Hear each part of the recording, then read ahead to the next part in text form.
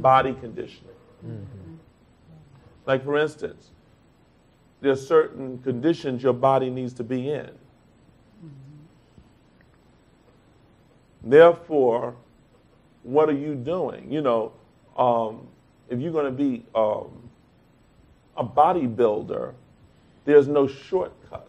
No. And this is why in sports they frown on when you're taking drugs to try to accelerate, because you're trying to get the rewards without doing the hours.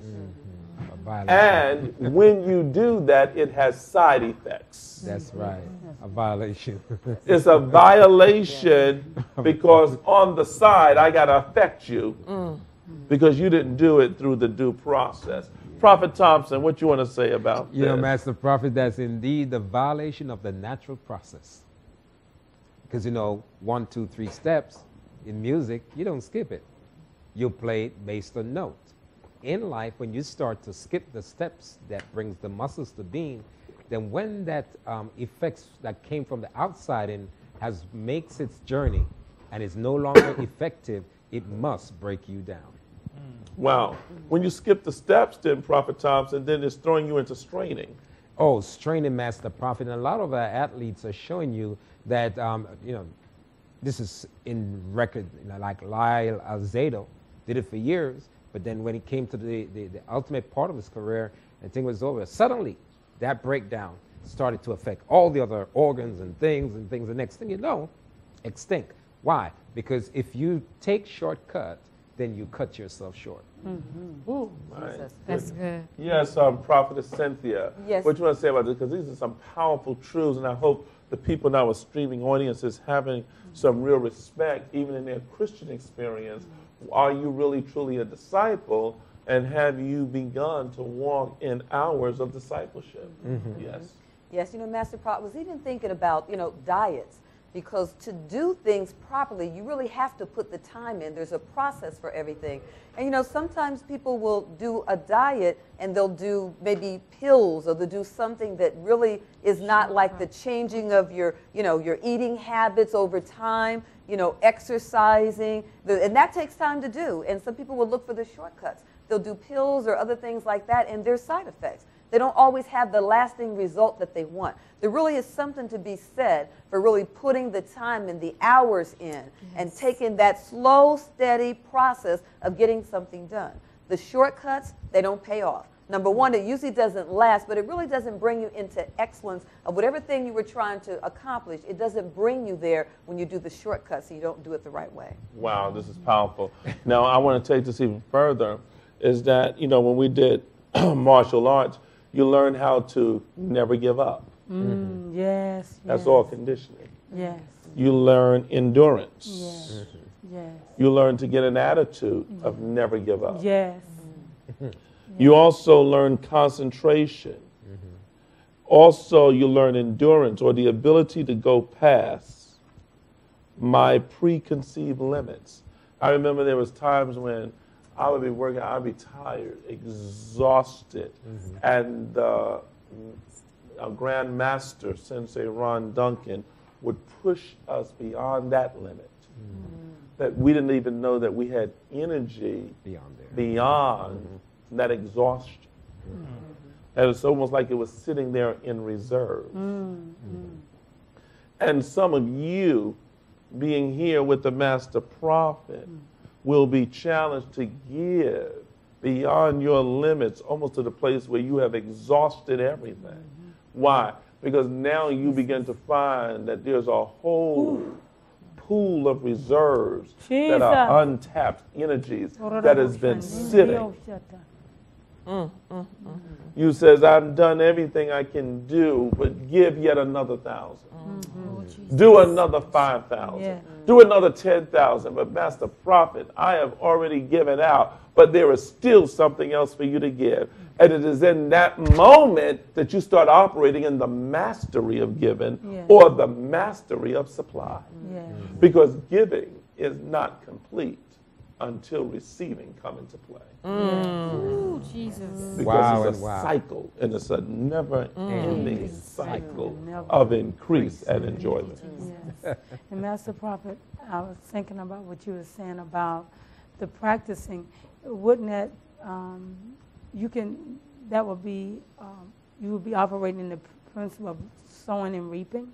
Yes. You know, as a man soweth, that's what he reaps. Yes. If you sow the kind of time and energy into Nothing- that discipline, you'll reap the harvest and the benefits of that. Yes. Whether it's good or whether it is bad. Okay? Some people are master criminals because they've just had a life of crime. They do 10,000 hours as well. They go to jail and learn how to become even a greater criminal, a more effective. They with other criminals. They're still doing hours. Amen. Okay, so you have also increased awareness when you start working in a craft. You have goal settings. You also have a new family of friends. Yes. Why? Because you never can become successful by yourself. There is no such thing as a self-made millionaire. Always involved. There's no such thing as self-made anyone. Because see, once you start coming into the consciousness, you draw to yourself a whole new ecosystem, Yes. Yes. a whole new group, a family of people Yes. that are all vibrating on that same frequency. Jesus, Jesus. You know, Yes. if you're going to be a violinist, guess what your friend is playing? A cello or something, and you got somebody else playing another instrument, and you have a bunch of violinists that you're hanging out with. What is happening? Your ecosystem is changing. Amen. So when you start finding yourself moving into a particular discipline, your friends, your relationships are changing.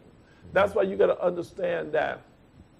Sometimes people say, well, I can never leave my family, or I can never leave my friends, or I can't leave them, Master Prophet. You will when you start moving towards mastery, because then you start fellowshipping with other masters. Amen. See, when it comes down around holidays, you know, I'm not happy to say this, but I am really not looking to get with my natural family. My natural family is a distraction. Because they're not moving in the same level of mastery, or nor do they want that path. That's a side effect. Yes. That's true, Master Prophet.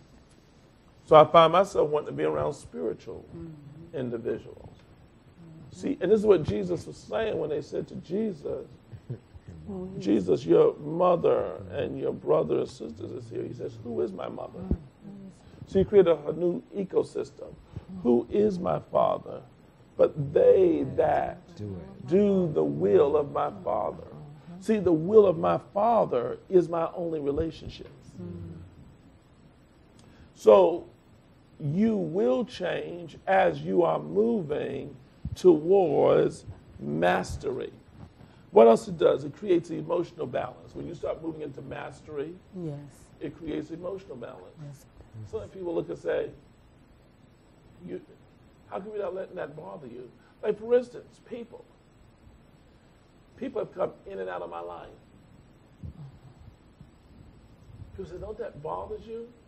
No, because I'm a master. A master understands you wear all people like loose garments. And Prophetess Masquerine, the reason why you wear them like loose garments, because your master understands there's no attachments. Yes. There is. That's right. Also, a master understands I was only supposed to be evidently a part of an experience. I have nothing to do with your journey. Yes. Come on. That's Wow. And I must be wise enough to understand that your journey is on a different path than my journey. And we've got to understand this with our children, with our family members and loved ones. You got to learn to look at a person and say, you evidently have a different journey. Yes. And I don't have time to nurse the side effects. Now, also, it will bring about, when you start moving into mastery, you will start to become a teacher. All masters become teachers. When you see that a person does not